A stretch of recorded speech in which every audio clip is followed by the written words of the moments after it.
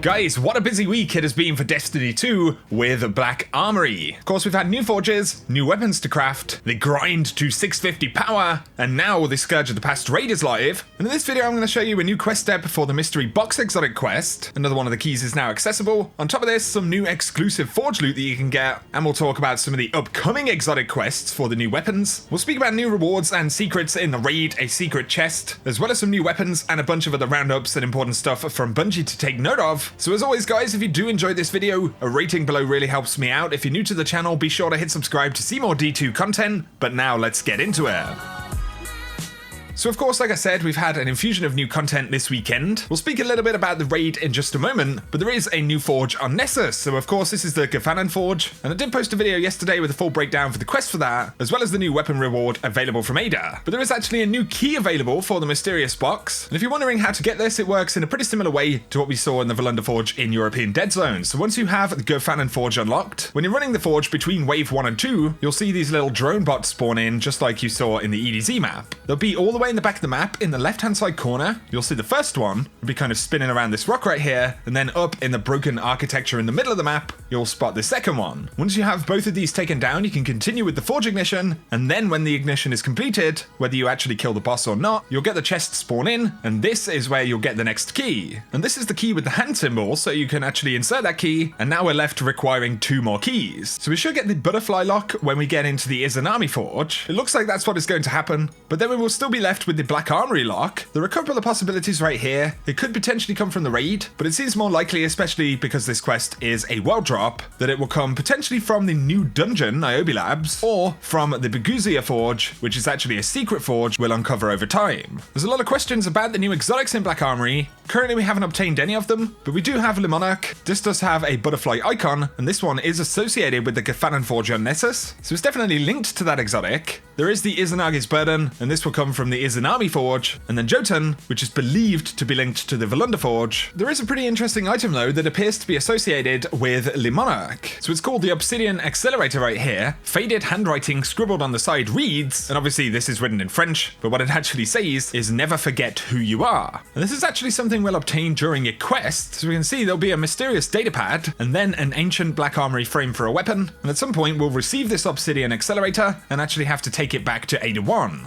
There will be an exclusive emblem that we'll get when we return the accelerator. So it's called Obsidian Dreams right here, and you can see that it's got a pretty cool icon there. So it's obviously going to be a somewhat influential part of the story of Black Armory and what's going on right now. So it looks like that will be linked to Le Monarch, and honestly I feel like one of these is likely to drop at some point soon. But on the subject of exclusive loot for the forges, there is a new ghost shell that you can get in the Nessus forge this week. It's a random drop, but also according to the collections, there is the Platinum Starling. This is a new exotic ship, and this one is linked exclusively to the Gafanan forge. Haven't heard any reports of it dropping just yet, but then the sniper that you can get alongside Gafanan this week is actually a pretty interesting one. Much like the other forge weapons so far, this appears to be showing some secret symbols, and Makoda on Reddit posted an image right here. The sniper rifle actually reveals a Japanese glyph puzzle. Not entirely sure what this is going to lead us to, but there are even more secret symbols, messages, and things like that being found throughout the maps. These could be what we need to begin either an exotic quest or to access Beguzia, which is hidden in the EDZ. But just in case you're wondering, when it comes to unlocking the Izanami forge, it will be a somewhat similar experience to what we saw with Gafanan on Nessus. So there is a quest called Rekindle the Flames that appears to be very similar to the quest that we had for the Nessus forge, and ultimately the final step will have you return to Ada 1 to report on the status of the Izanami forge. So of course the Izanagi's Burden, the new sniper rifle, almost certainly won't be accessible until the Izanami forge opens. But finally, on the subject of forges, there is the forge polymer item right here, a legendary consumable which presumably will drop at some point, but when consumed, this valuable substance allows you to obtain a piece of armor upon successfully forging a Black Armory weapon. So maybe it's an additional drop we'll get, but once we have that in the inventory, we'll be able to consume it while making a weapon to get an additional forge armor piece dropped.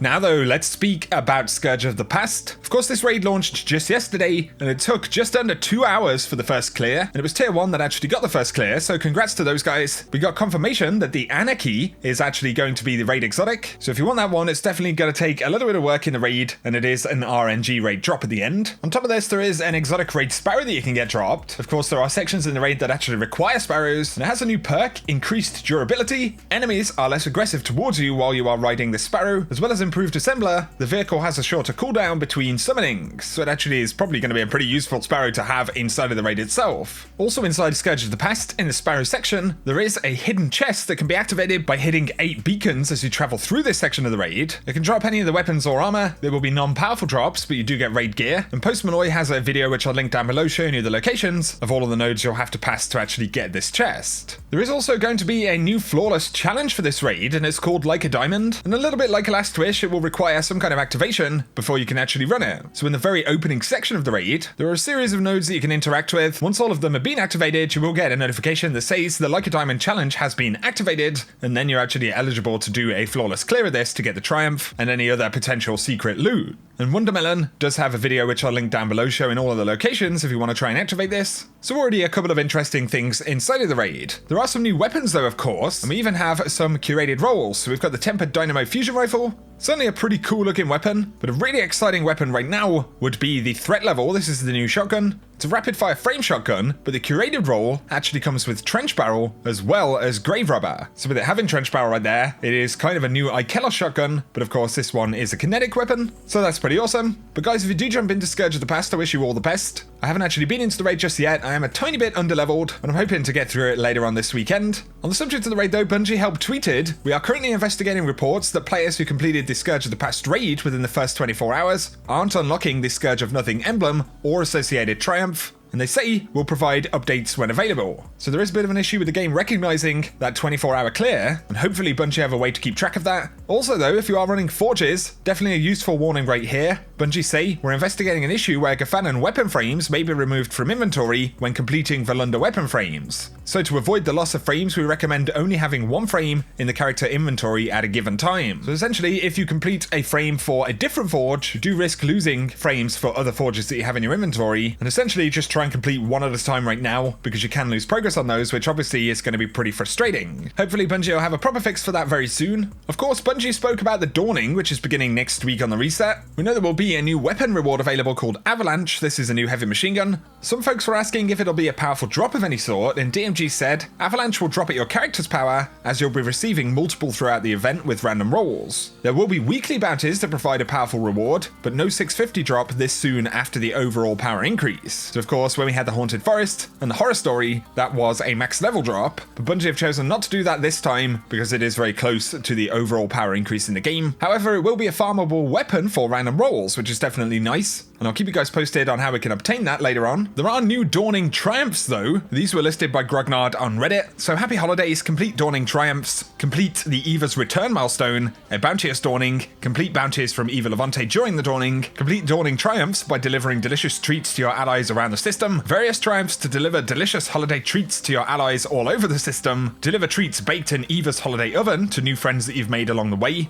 obtain the Dawning Cheer Sparrow via the deliciously cheerful blueprint, complete the Repair the Dawning Cheer Sparrow, and bake all recipes found in the Dawning, and masterwork Eva's holiday oven. No idea what that refers to, but those are the triumphs for the Dawning in 2018. And once again, Cosmo reiterates that the Veteran Bundle for Destiny 2 is currently scheduled to launch on the 18th of December, and this is the one that lands us a couple of new exotic emotes which are pretty cool, an emblem, as well as a neat shader. And I have seen a few questions about that, so once again, 18th of December is when that one should be dropping, and if you pre-ordered Forsaken essentially before launch or mid-October, then you are eligible for this Veteran Bundle. Now though, quick character update right here. Some of you guys have been asking me about my progress inside of Black Armory. I'm doing okay on the power level grind. I'm 621 right here at max. This is only on one character though. I haven't run dupe characters just yet. I did do some Last Wish runs, so I've got a couple of the Last Wish weapons at pretty high levels. The Tatara Gaze, which is the new sniper rifle. Got that with Shield Disorient and Genesis at 624. That may have to be infusion material for when I try the raid later on. 1000 Voices had to get that power increase. Definitely need to bump up the Whisper of the Worm as well. And I've got a couple of 620-ish heavies to do that with. I did actually get the Queenbreaker's Bow, surprisingly enough. So that was a nice random Forsaken exotic drop. That's my first one since the patch where they changed to the duplicate rate. And as you can see, my Titan looks absolutely terrible because I'm just wearing the highest level stuff I've got right now to avoid infusing my materials into nothingness. course. And that's pretty much where I'm at, just grinding out stuff, and I'll be going for that raid later on, so we'll have to see how that one goes, and let me know how you guys are getting on with the grind down below. But guys, for today, that is going to summarize the news video. I'll try and keep you posted on any new information about exotic quests, the Forge, and of course, the new raid. But if you have enjoyed this video, a like is very much appreciated. Let me know your thoughts on the new raid, or Black Armory in general, the new Forge. It'd be interesting to start seeing some of the other exotic quests roll out, outside of the raid exotic, of course. I was kind of hoping we'd get one in the first week, but of course we do have a couple of days, something may be discovered. Yeah, for now though guys, as always, I appreciate you tuning in. If you're new to the channel, be sure to hit subscribe to see a lot more D2 content. Check out my sponsor, Now Drinks, who have some really nice drinks designed for gamers. Now Sense helps improve focus and memory, but features all natural ingredients. And it's pretty tasty stuff as well, so if you want to check it out, you can save 10% using code Houndish, and the Now store will be linked below. For now though guys, whatever you get up to, I hope you have an awesome day.